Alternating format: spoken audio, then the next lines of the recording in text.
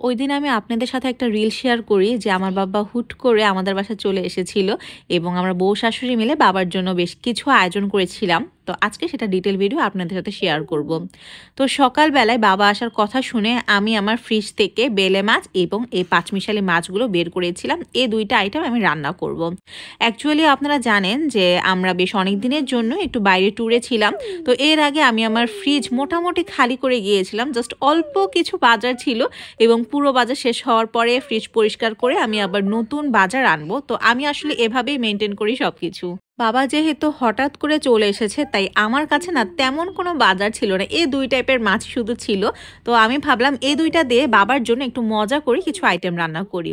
তো ফার্স্টে আমি যে পাঁচমিশালি মাছগুলো আছে সেগুলোকে সব ধরনের মশলা দিয়ে ভালো মতো মেখে তেলের মধ্যে ভাজতে দিয়ে দিব।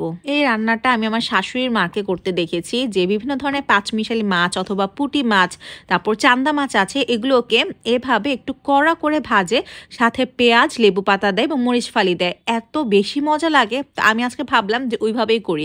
আপনি যদি পেঁয়াজ না দেন তাহলে একটু শক্ত শক্ত হবে, জাস্ট লাইক ফ্রাই, এবং আপনি যদি এভাবে পেঁয়াজ মরিচ মেখে দেন তাহলে ওইটা ভাত দিয়ে খাওয়ার জন্য খুবই মজা লাগবে। আই মিন আপনার জাস্ট এই পেঁয়াজ এবং মরিচ দিয়ে মেখে এক প্লেট ভাত খাওয়া হয়ে যাবে। আর বাবা যেহেতু সবকিছু একটু ভাজা ভুনা, আই মিন একটু ড্রাই টাইপের আইটেম পছন্দ করে, ঝোল পছন্দ করে না, তাই আমি ট্রাই করব আজকে সব আইটেম এই টাইপেরই যাতে হয়।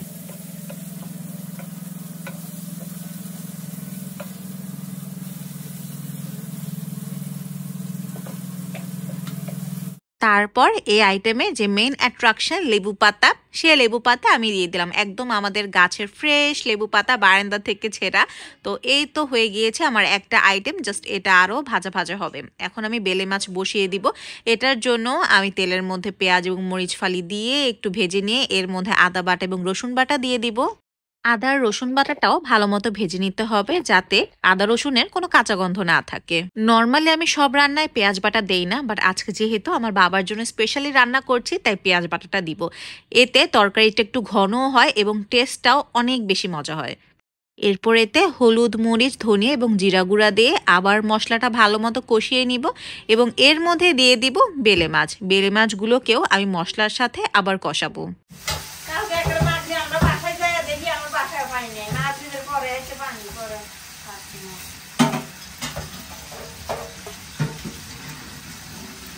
এতক্ষণ আপনারা আমার খালার ভয়েস শুনলেন।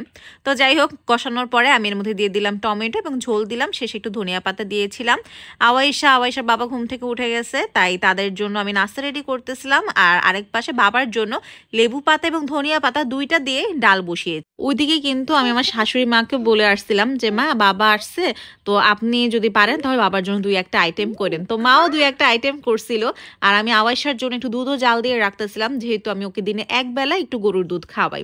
তো চলুন দেখে আসি কি কি রান্না করেছে, যেটা অলরেডি রিলে শেয়ার করেছি, আর নতুন করে কিছু বলবো না। কিন্তু একটা কথা শেয়ার করতে চাই যে এই ভিডিওতে অনেকেই বলেছেন এত মাছি, ছি ছি। আসলে এখানে ছি বলার কিছুই নেই, বিকজ আমরা যথেষ্ট হাইজিনিটি মেনটেন করি এবং সবকিছু ঢেকে রাখি। বাট আমাদের এলাকায় মাছি বেশি এবং এটাতে তো আমাদের আসলে কিছু করার নাই, পুরো এরিয়াতেই মাছি বেশি। আর খাবারের কোনো কিছুতে আসলে ছি বলাটা ঠিক না। যদি আপনি ভালো কোনো কমেন্ট না করতে পারেন, অ্যাটলিস্ট খারাপ কমেন্ট করবেন না, খাবারের ব্যাপারে তো না। তো যেটা আমি ওই দিন বলেছিলাম, সবচেয়ে বেশি বাবা পছন্দ করেছেন কাইক্কা মাছটা, এছাড়া সবই পছন্দ করছে। আর মা কিন্তু শিম ভর্তাটাও করেছিল, সেটা আমি ওই দিন দেখাতে ভুলে গিয়েছি। আমার দুই বাবাই মাশাআল্লাহ এখানে একসাথে বসে খাচ্ছে এবং সব রান্না দুই বাবাই এত পছন্দ করছে, খুব ভালো লাগছে। দেন বাবা চলে গেল এবং আমিও নাইট ডিউটিতে চলে যাব, এজন্য আমি এখন রেডি হয়ে গেছি।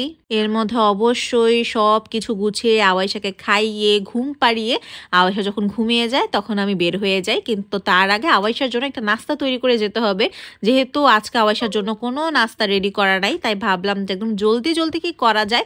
এবং জলদির মধ্যে আমার কাছে আসলে সবচেয়ে যেটা ভালো মনে হয় সেটা হচ্ছে পাউরুটির যে কোনো আইটেম, সেটা হতে পারে ফ্রেঞ্চ টোস্ট, হতে পারে স্যান্ডউইচ, এনিথিং। এই আইটেমটা তৈরি করে গেলে আওয়াইশা আমি যাওয়ার পরে যখন ঘুম থেকে উঠে যাবে আমার শাশুড়ির আর প্যারা খেতে হবে না, ওকে একদম সুন্দর মতো নাস্তা করাই দিতে পারবে। আর রাতের জন্য তো ডিনারও প্রিপেয়ার করা আছে, রাতেও খাইয়ে দিবে।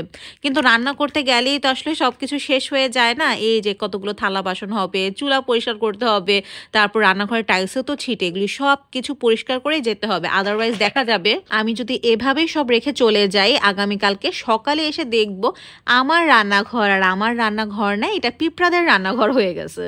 আমি চুলা পরিষ্কার করতে করতে একটু ঠান্ডা হওয়ার পরে এগুলো আমি বক্সে করে রেখে যাব, কারণ আমি যদি বক্সে না রেখে, তো মিষ্টি জিনিস না এভাবে খোলা রেখে যাই তাহলেও পিঁপড়া উঠে যাবে। তো বুঝেন যে কতটা মেনটেন করতে হয়। পিঁপড়া, মাছি, মানে এগুলো আমাদের এখানে আসা আসলে কোনো ব্যাপারই না।